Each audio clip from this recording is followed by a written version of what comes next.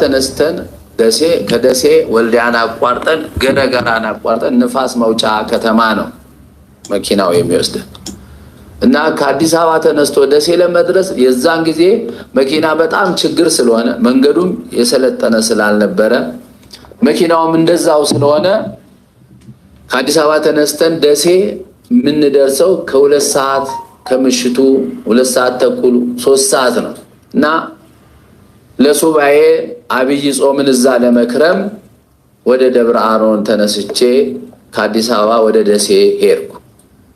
ደሴ 2 ተኩል አካባቢ መኪናው ገባ። ያው ማደሪያውም ችግር ነው በዛ ዘመን። እንደምንም ታድሮ እንደገና ደግሞ ከደሴ ወደ ገረገራ ለመሄድ ሌሊት አውቶቡስ ተራ መሄድ ግድ ስለሆነ በዛ ላይ ደግሞ ግፊያም ስለሆነ ሌባውንም ተጠንቅቆ ያቺ መሳፈሪያዋ እንዳትጠፋ ተጠንቅቆ መኪና ለመያዝ ሌሊት መነሳት ግድ ነው። ከዛ እንደዛ አደረኩ። ተነሳው ተሰለፍኩ። በግፊያ ውስጥ አንዲት መኪና ናት የምትመደበው ወደ ነፋስ መውጫ። እሷ ካመለጠች መቅረት ነው። ስለዚህ እንዳይሆን ሌሊት መውጣት ያስፈልጋል፣ መታገል ያስፈልጋል፣ ሰልፍ መሰለፍ ያስፈልጋል እና ተሰልፌ ተራው ደርሶኝ ገባሁ ማለት ነው መኪና ውስጥ። ከዛ በኋላ ባለ 2 ወንበር ነው የደረሰን። ባለ 3 በወዲያ በኩል አለ። ባለ 2ቱ ላይ እኔ ደረሰኝ። አንድ ሰው ደግሞ አጠገቤ ነበረ። ገበሬ ነው፣ የገጠር ሰው ነው። ከሱ ጋር ደርሶን እየተጨዋወጥን ጉዞ ጀመርን። ወዴት? ወደ ነፋስ መውጫ። እኔ አግሪታ የምትባል መንደር ትንሽ ወደ 2-3 መንደሮች የነበሩባት ናት። አሁን ከተማ ሆኗል። እዛ ነው የሚሄደው። አግሪት ወርጄ ወደ ሰሜን አቅጣጫ ወደ አቡነ አሮን ገዳም ነው የሚሄደው። አቡነ አሮንን ታውቃላችሁ? ጣራው ክፍት ነው፣ ዝናብ የማያስገባ ታላቅ ገዳም ነው። የአባታችን የአቡነ አሮን የእጅ ስራ የሆነ ዋሻ ቤተክርስቲያን እዛ ነው ሱባኤ ለመያዝ የሚሄደው እና ይህንን መንገድ ስንጀምር ይህን ሰው አገኘሁት። ወዴት ነው የምትሄደው? ከየት ነው የመጣው አልኩት። እኔ የሚሄደው ወደ ሀገሬ ነው የመጣሁት፣ ከአዲስ አበባ ነው እና ሀገሬ እዛው ገረገራ አካባቢ ወደ እማሙዝ አቅጣጫ ሆኖ ወደ በረሃው ነው፣ ወደዛ ነው የሚሄደው አለኝ። እሱም በተራው ደግሞ ይጠይቀኛል። አንተስ ወዴት ነው የምትሄደው? ከየት ነው የመጣው አለኝ። እኔ ከአዲስ አበባ ነው የተነሳሁት። የሚሄደው ደግሞ ወደ ደብረ አሮን ለሱባኤ ነው። መጪው ከ3 ቀን ከ4 ቀን በኋላ አብይ ጾም ስለሆነ ጊዜው እዛ እግዚአብሔርን ደጅ ለመጥናት ነው የሚሄደው አልኩት። ታድለሃል አለኝ። እግዚአብሔር ይወድሃል፣ እግዚአብሔር ስለሚወድህ ነው። አይ እኔን ብቻ አይደለም እግዚአብሔር የሚወደኝ አንተንም ጭምር ነው እና እግዚአብሔር የሚወደው እኔን ብቻ ሳይሆን አንተንም ስለሆነ ከቻልክ አብረን እንሂድ። ደብረ አሮን ቅርብ ነው። አላቀውም አለኝ። ቅርብ ነው። አሁን ከምትላት ከገረገራ ከተማ ትንሽ እንደሄድን አግሪትን እናገኛለን። ከዛ በእግር ደግሞ የ1 ሰዓት ተኩል የ2 ሰዓት መንገድ ነው። በዛው በረከት ታገኛለህ፣ እንሂድ ብዬ ነገርኩት ማለት ነው። እሱ ግን አይቻለኝም፣ አልሄድም፣ አንተም ማታቀው ነገር አለ አለኝ። ምንድነው ማላቀው? አንተ እግዚአብሔር ይወድሃል እያለ እየደጋገመ ይነግረኛል። አንተንም እኮ ይወድሃል፣ ያፈቅራል፣ ለእኔም ለአንተም ነው መስቀል ላይ ጌታችን አምላካችን መድኃኒታችን ኢየሱስ ክርስቶስ የሞተው። ለእኔም ለአንተም ነው፣ በገጠር ለሚኖረውም በከተማ ለሚኖረውም፣ ለነጩም ለጥቁሩም ነው እግዚአብሔር የሞተው። ያዳነን በዚህ መልኩ ነው። ለእኔ ብቻ አይደለም፣ እኔን ብቻ አይደለም ይወደኝ፣ አንተንም ያፈቅራል፣ ይወድሃል አልኩት። አንተም ማታውቀው ነገር አለ አለኝ። ምንድነው ማላውቀው ነገር ብዬ ወጥሬ ያስኩት። ምዕመናን ትምህርት ይሆናቸዋል፣ ተከታተሉኝ። እኔ ወደ ቤተክርስቲያን መግባት አልችልም አለኝ። ለምንድነው የማትገባው? ምን ይከለክልሃል? ይኸው እንደማይዝ እንደኔው ሰው ነህ። እንደገና በመንገድ ነው ጊዜን ያሳለፍከው፣ እንዴት አትገባም ስለው እኔ የማልገባበት ምክንያት ከሰይጣን ጋራ ከአጋንንት ጋራ ተፈራርም ያለው ለ40 ዘመን አለኝ። በጣም ደነገጥኩ። ለ40 ዘመን ከሰይጣን ጋር የተፈራረመ ሰው ሲያወራኝ ትንሽ ቆየውና እንዴት የት አግኝተው ነው የፈረምከው?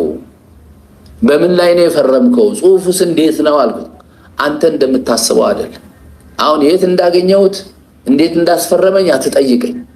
በቃ የምፈልገው እኔ ሀብት ስለነበረ ሀብት ሰጣለሁ፣ ግን አንተ እኔም ማዘን ሁሉ ታደርጋለህ ሲለኝ በቃ በሐሳብ ስለተስማማው እሺ ስላልኩት ያ ነው የኔ ፊርማ አለ። ትዝ አለኝ አዳምና ሔዋን የእግዚአብሔርን ድምፅ ትተው ሰይጣንን በሰሙ ጊዜ አዳም ገብሩ ለዲያብሎስ ሔዋን አመቱ ለዲያብሎስ ብሎ ጽፎ አንዱ በዮርዳኖስ አንዱ በሲኦል የቀበረው ታሪክ ትዝ አለኝና ጌታችን አምላካችን ኢየሱስ ክርስቶስ የአዳምን በደል በዮርዳኖስ ሲጠመቅ ደምስሶታል።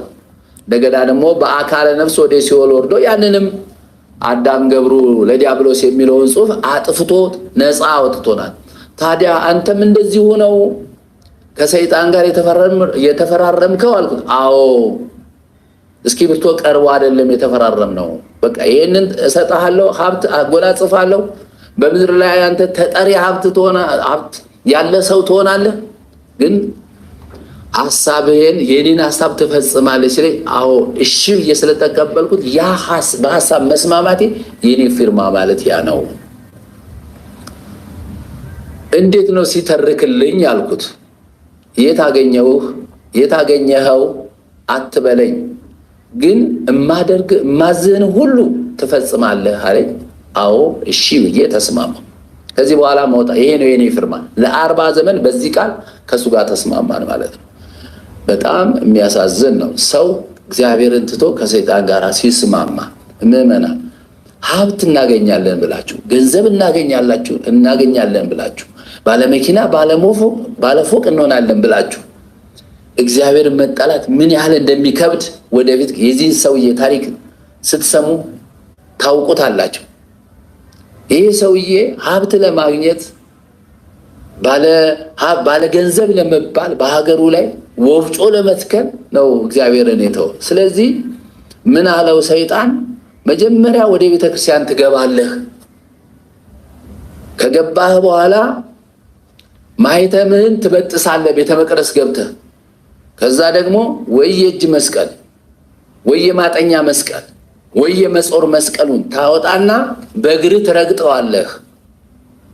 ሶስተኛ ደግሞ ቤተ ክርስቲያን ውስጥ የማይገባ ነገር ታደርጋለህ አለኝ። አሁን ቃሉ ለቤተ ክርስቲያን ስለማይነገር ጸያፍ ስለሆነ ነው የማላነሳው ሶስተኛውን ነገር። እንግዲህ አባታችን እየተናገሩ ያሉትን ነገር በደንብ እያስተዋላችሁ ነው። እግዚኦ የሚያስብል ነው በእውነት። እስቲ ሁላችሁም እግዚኦ መሐረነ ክርስቶስ አቤቱ መሐረን ብላችሁ ሁላችሁም ጻፉ። እንግዲህ እኛ ስንናገረው ሌላ ነገር የሚመስል ቤተክርስቲያን ልንጎዳ፣ ቤተክርስቲያንን ልናቆሽሽ፣ ልናረክስ የሚመስል የሚሆንበት፣ እንደዚህ ያሉ ካህናት ደግሞ በህይወታቸው የገጠማቸውን በመንገዳቸው የገጠማቸውን ሲናገሩ ደግሞ እውነት ሆኖ የሚጻፍበት ጊዜ ላይ ያለ ነው። እኛ ገጠመኝ ላይ ስንናገረው ስክሪፕት የሚባልበት በየቤቱ እየገባን የእናቶቻችንን ጨሌ ማስጣል ብቻ አይደለም ሌሎቹም ስናደርግ በእውነት ነው የምላችሁ። እናንተ እስክትጽፉ ድረስ ነው ይሄን የምናገረው፣ ማስተዋል እንድትችሉ ነው። ለምን እየጻፋችሁ ማዳመጥ ስለሚከብዳችሁ እናንተ እስክትጽፉ ነው የምናገረው። እና በጣም ብዙ ቪዲዮዎችን እንደዚህ አይነት ቪዲዮዎችን ሰበስብና ራሳቸው እኛን የሚቃወሙ የሚባሉትን ወንድሞች፣ ዲያቆናት፣ አባቶች፣ ካህናት እንዲሁም ሰንበት ተማሪዎች፣ መምህራን አጠቃላይ እንዲህ አይነት ነገር ስንናገር ብርቅ ይሆንባቸዋል፣ አዲስ ይሆንባቸዋል ሰምተው ስለማያውቁ አንዳንዶቹ። እኔ በገሃድ ሁሉ ነገር ፊት ለፊት አይቸው መጥቼ ስናገር ተረቱን ጀመረ ነው የሚሉት። ግን ያ ደፋር ሰው ይሄስ እሺ የማያገለግል ሰው ነው። የሚያገለግለው ደግሞ ውስጥ ያለው ደግሞ መጥቶ የቤተ ክርስቲያን መጋረጃ እንዴት በቆሻሻ በእዳሪ ነገር እንዴት አድርጎ እንደሚያበላሽ፣ መጽሐፍ ቅዱስ ላይ ቆሞ እንዴት አድርጎ እንደሚደፋፍር፣ በቤተልሔም በኩል በእግዚአብሔር ቤተ መቅደስ ወይም ደግሞ በተለያዩ ቅዱስ በሚባሉ ስፍራዎች ቦታ ላይ እንዴት መጥፎ ኃጢአቶችን እየፈጸሙ ቤተክርስቲያንን ካረከሱ በኋላ ናአ ሀቤ ወይም ና ወደኔ ብለው እንዴት እንደሚዋረሱት ስንናገር ግን ይሄ ቤተክርስቲያንን የሚያጎድፍ ነገር ነውና ለምን እንደዚህ ትናገራለህ? ውሸት ነው፣ የለም እንዲህ አይነት ነገር ብለው ይናገራሉ። በተለይ ከውጭ ከሌላ እምነት የመጡ ሰዎችን ለነሱ ትንግርትና ብርቅ ስለሚሆንባቸው እንዲያን ነገር የለም ይላሉ። እንዲያውም አንዳንድ ሰዎች ምን አሉኝ፣ አንተን እኮ የሚቃወሙህ በተለይ ከሌላ እምነት የመጡ ሰዎች የሚቃወሙህ ወደ ኦርቶዶክስ ከመጡ በኋላ ጉዱን ስታወጣው እነዛ ሰዎች እየደወሉላቸው ይኸው የገባችሁበት እምነት እንደዚህ ነው እያሉ ይነግሯቸዋል። ከእምነቱ ጋር ስለሚያገናኙባቸው እየተናደዱ ነው አንተን የሚቃወሙ። የገባችሁ ስትገቡበት እምነቱ ያው አገልጋዮቹ እንደዚህ ናቸው ይላሉ። አገልጋዮቹ እንጂ ዶግማው አላለም፣ ቀኖናው አላለም። ስለዚህ እኛ ሁልጊዜ የምንናገረው ምስክር እያደረግን ይህን ማምጣት የሚያስፈልገው እባካችሁን አዳምጡን። ቤተክርስቲያን እጅግ በጣም አደገኛ በሆነ አይነት የሰው አስተሳሰብ ተይዛለች። ይህንን አባታችን አቡነ ማትያስ የዛሬ 5 ዓመት በቪዲዮ ላይ በደንብ አድርገው ተናግረውታል። አመናችሁም አላመናችሁም ቤተክርስቲያን በቀኝ ግዛት ተይዛለች ብሎ ተናግረዋል። አቡነ ማትያስ አሳያቸዋለሁ። አሁን ቪዲዮን አሳያቸዋለሁ። ይሄንን እንጨርስና መስቀል ትረግጣለህ ብሎታል። ማህተምን ትበጥሳለህ ብሎታል። ሶስተኛው ነገር ደግሞ ጸያፍ ነገር በቃ የሆነ ኃጢአት ትሰራለህ አለው። ለቤተክርስቲያን ስለማይገባ ነው። ንጽሕት ስለሆነች ቤተክርስቲያን በጌታችን በኢየሱስ ክርስቶስ ደም የተመሰረተች ስለሆነ ያ ቃል ለቤተክርስቲያን የማይስማማ ስለሆነ በቃ ክፉ ነገር ታደርጋለህ አለው። እሺ ተስማማ። ይስማ እምቢ እንዳይል መጀመሪያ እሺ ብሏል። እንዴት አድርጌ እገባለሁ ወደ ቤተ መቅደስ ይለዋል። እኔ ያሳይሃለሁ ይላል። በእኩለ ሌሊት ወስዶ ማን እንደከፈተው ሳያውቅ ሰውየው ወደ ቤተ መቅደስ ይገባል። ልክ ቤተ መቅደሱ ጋር ውስጥ መሀል ሲደርስ መቅደሱ ውስጥ ገብቶ መጀመሪያ ማህተቤን በጠስኳል። ከዛ ደግሞ ከመንበሩ ላይ አንስቼ የእጁን መስቀል መጾር መስቀል መሬት ላይ ጥዬ ረገጥኩት፣ ተረማመድኩበት። አቤት የእግዚአብሔር ቸርነት! አሁን ቤተ መቅደስ ውስጥ ገብቶ ይህን ሲያደርግ እግዚአብሔር ለዚህ ሰው ርኅራኄ አድርጎለት ነው እንጂ ምሕረት አድርጎለት ነው እንጂ እዛው ማጥፋት ይችላል። የእኛ ጌታ ታጋሽ ስለሆነ ነው። ከነ ኃጢአታችን ስለማያጠፋን ነው። የምሕረት ቀን ስለሚጨምርልን ነው እንጂ ሰውዬ በዚህ ሰዓት እዛው ማጥፋት ይችል ነበር። እግዚአብሔር ግን ታገሰው። እኛንም እኮ አሁን ታግሶን ነው በቤተ መቅደስ ስንገባ ስናስቀድስ ኃጢአታችንን በደላችንን ሳያስብብን ወደፊት ይመለሳሉ እያለ እግዚአብሔር ቀን እየሰጠን ነውና ምዕመናን ከኃጢአታችን መመለስ አለብን። ይሄ ሰው ግን በመቅደሱ ገብቶ ክሩን በጠሰ፣ መስቀሉን መረማመጃ አረገው፣ ረገጠው። ከዛ ያንን የሚያስከፋ ነገር አደረገና በእኩለ ሌሊት መውጣት ጀመረ ማለት ነው። ልክ የገጠር ቤተክርስቲያን አስተውላችሁ ከሆነ ከቤተ መቅደሱ ውጪ 2 አጥሮች አሉ። ሰርክል የሆኑ አጥሮች አሉ። ዙሪያውን ገባው 2 አጥሮች አሉ። ስለዚህ ያንን አጥር ወጥቶ ሲጨርስ ሲነግረኝ ልክ እንደጨረስኩ አጥሩን የሆነ ነገር መጥቶ ራእይ ላይ ተቀመጠ። ራሴ ላይ ሲቀመጥ ላይ ሲዋሃደኝ ይሰማኛል አለ። አሁን እንዲህ አይነት ነገሮችን ስናቀርብ በጣም እንድታዳምጡ የምንፈልገው እኔ ላይ ስልጣን የለውም አይነካኝም፣ በስማም ብዬ አባረዋለሁ፣ አንድ አቡነ ዘበሰማያት ይበቃዋል ምናምን ይላሉ። በጣም ይገርማችኋል። ብዙ አገልጋዮች በአሁኑ ሰዓት በከንቱ ውዳሴና በትዕቢት የተወጠሩት በዚህ ቃላት ነው። አስቡት፣ ከቤተ ክርስቲያን ልክ ሲወጣ ያ መንፈስ ሰፈረበት። መንፈስ የዚህን ያክል መስቀል እንድንረግጥ የቤተክርስቲያን መገልገያው እንድንረግጥ መጽሐፍ ቅዱስ እንድንረግጥ የረከሰ ኃጢአት ርኩሰት የሆነ ነገር በቤተክርስቲያን ግቢ ውስጥ እንድናበላሽና እንድናጎድፍ የሚፈልገው ለምንድን ነው?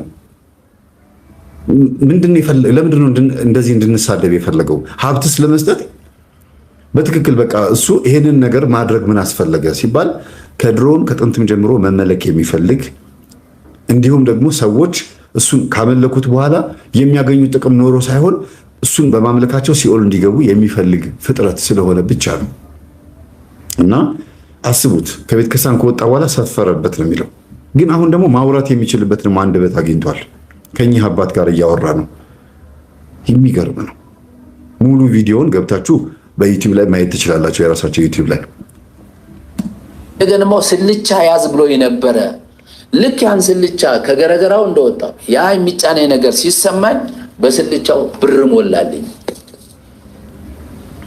አሁን እንግዲህ ይህ ሰው ባለጸጋ ሊሆን ነው፣ ባለ ወፍጮ ሊሆን ነው፣ ባለ መኪና ሊሆን ነው፣ በዚህ ዓለም ላይ ባለጸጋ ሊሆን ነው። ግን እግዚአብሔርን እያጣ ነው። ሰው በዚህ ዓለም ላይ ያለውን ንብረት ሁሉ የእሱ ቢሆን እግዚአብሔርን ካጣ ምን ይጠቅመዋል? ምን ይረባዋል? ተብሎ በወንጌል ተጽፏል። አሁን ይህ ሰው ግን እግዚአብሔርን አላሰበም። ባለጸጋ ብቻ መሆን የፈለገው። አሁን እንደገና ሰይጣን በመታት በስልቻው ብር ሞላለት። ከዚህ በኋላ ምን አረክበት የሚል ጥያቄ አቀረብኩለት። ገጠሩን በሙሉ ወፍጮ በወፍጮ አደረኩታል። ወፍጮ ያልተከልኩበት ቦታ የለም። ገጠሩ ላይ በጣም ከ50 ከ60 በላይ ቁጥሩን በየጊዜው መትከል እችላለሁ አለ። ስለሰለቸኝ ነው እንጂ ከ60 በላይ ወፍጮ በየገጠሩ ተከያለሁ አለ። ነገር ግን አለ ወዲያው እያዘነ ነው። ውስጡ ሲናገር እየደማ ነው የሚሰማኝ እኔ የማየው። ምክንያቱም ገንዘቡን ካገኘ በኋላ እግዚአብሔርን ከተወ በኋላ አልጠቀመውም ሰይጣን። የፈለኩትን አልበላም ማለት ግን አለኝ ብር የፈለኩትን አልበላም፣ የፈለኩትን አልጠጣም፣ ያሰኘኝ ሰዓት አልበላም፣ ያሰኘኝ ቦታም አልተኛም። ደዌ ተቆራኝቶኛል፣ ታማሚ ሆኛለሁ። የምታየኝን ልብስ አሁን የለበስኳትን ልብስ ብቻ ነው መልበስ የሚፈቀድልኝ። በእውነት የዛ ጊዜ እንደኔ ሆናችሁ ብታዩት ኖሮ በቃ ማጠብም ያልታጠበ ልብስ እንደ ውላው ላይም ተባይ ያለበት ልብስ ነው ለብሶ ያለው እንዳለብስ አደረገኛለሁ። ግን ባለወፍጮ ነኝ፣ ባለብር ነኝ፣ ልብስን መልበስ አልችልም ማለት። ባለወፍጮ ነኝ፣ ባለብር ነኝ፣ ብዙ ቤት አለኝ፣ ምግብ መብላት አልችልም ማለት። ሁሉ ነገር አለኝ፣ መጠጣት አልችልም። ይሄ ሁሉ ከልክሎት እንደገና ባለብር ያሰኘዋል። ሰይጣን እንደዚህ ነው የሚያደርገው። እግዚአብሔር ግን የምንለብሰውን ልብስ ነው የሚሰጠን። እግዚአብሔር የምንመገበውን ምግብ ነው የሚሰጠን። እግዚአብሔር ብር ሲሰጠን የምንጠጣበት የምንመገብበትን ብር ነው የሚሰጠን።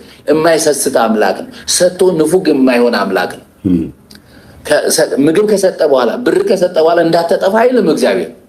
በአግባቡ እንድንጠቀምበት ነው የሚፈቅድልን።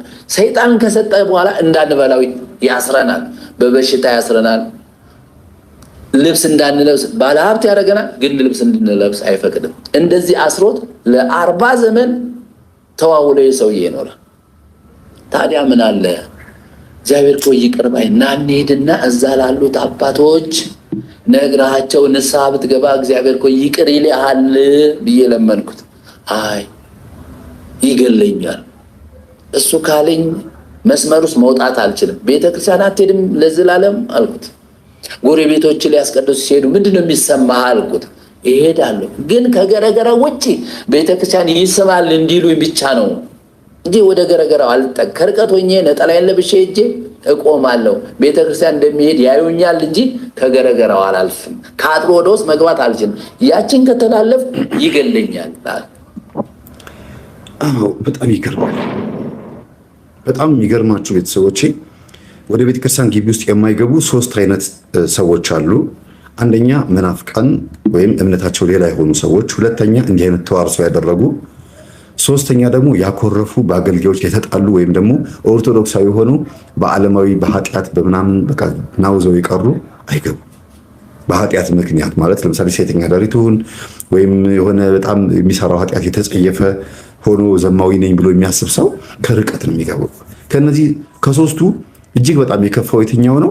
ኦርቶዶክሳዊ ሆኖ ከመናፍስት ጋር ተዋርሶ ግን ብዙ ሰዎች ገብተው ሲቆርቡ ሲሳለሙ እያየ ከርቀት ከከተንበር ወይም ከገረገራው ማለት ከአጥሩ ማለታቸው ነው። ከሱ ርቀት ሆኖ ያውም ይሳለማል እንድባል ነው። አይገርማችሁም? ተሳላሚ ነው እንዲባሉ ይሄን የሚያደርጉት። እንግዲህ እዚህ ውስጥ በጣም ብዙ ነገሮችን ማንሳት ይችል ነበረ። ረጅም ታሪክ ስለሆነ ሰዓት እንዳይወስድ ምን ብዬ ጸጥ ብዬ ከታሪኩ ብቻ እንድትማሩ የፈለኩት። ግን አስቡት እስቲ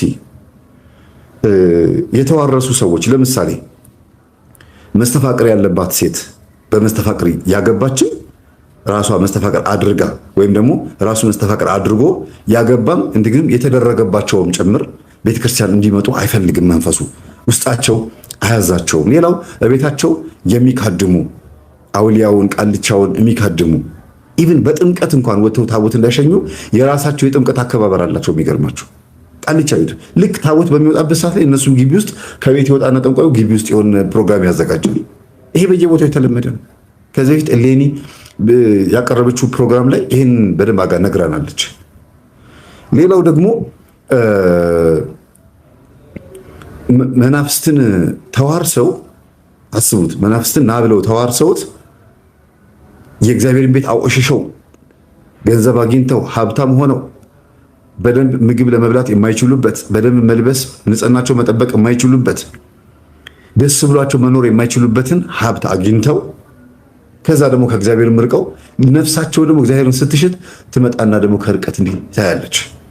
ከዛ እኚህን አባት ደግሞ ተመልከቱ። አጠገባቸው ሆነው አይ አልተፈቀደልኝም፣ አንተስ እድለኛ ነህ የሚሉበት እንኳን ልብ አላቸው።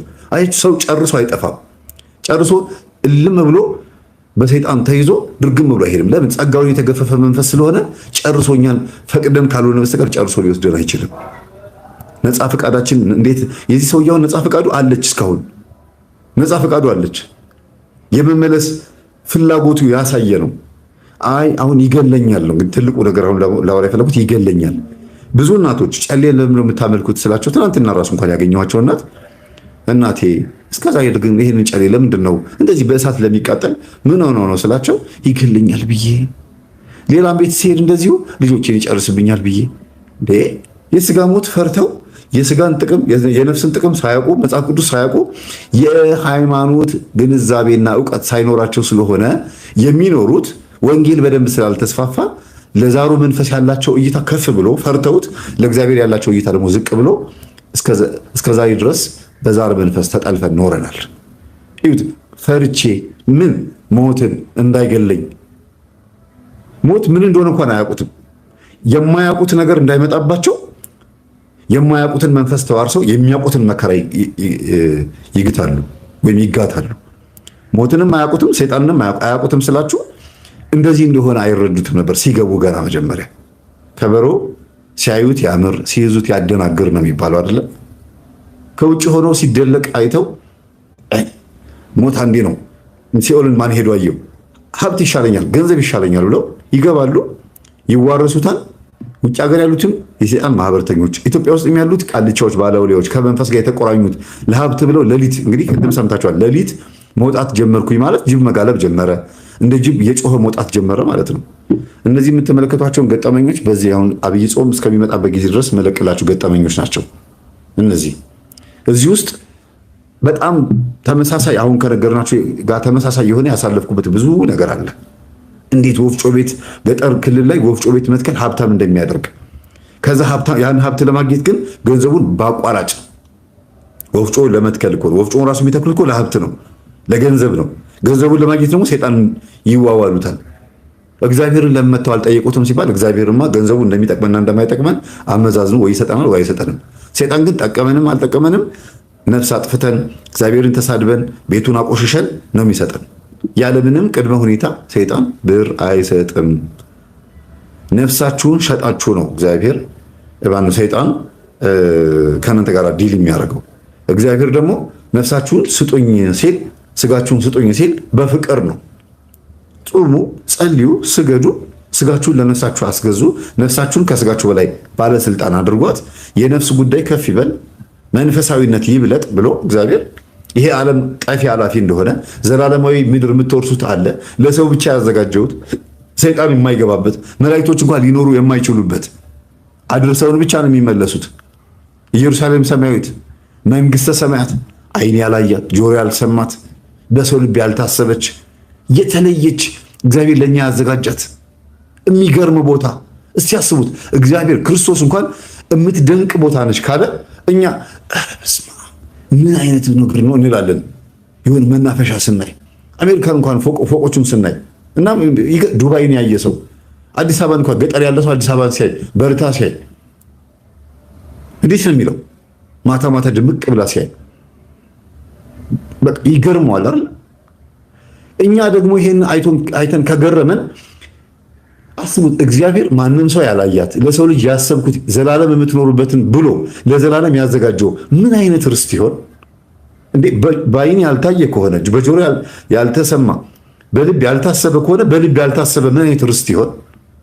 ይህንን ቦታ ሊያሳጣን ሰይጣን ይተጋል። ለምን? እሱ ራሱ ያን ቦታ ኢማጂን ማድረግ እንኳን አይችልም፣ መገመት እንኳን አይችልም። እንኳን እሱ መላእክቶች እንኳን ይህን ቦታ ኢማጂን ወይ መገመት አይችሉም። ገባችሁ አይደለ? ግን ይህንን ቦታ ሊያሳጣን እንዲህ አድርጎ ያዋውላል ማለት ነው ሰይጣን።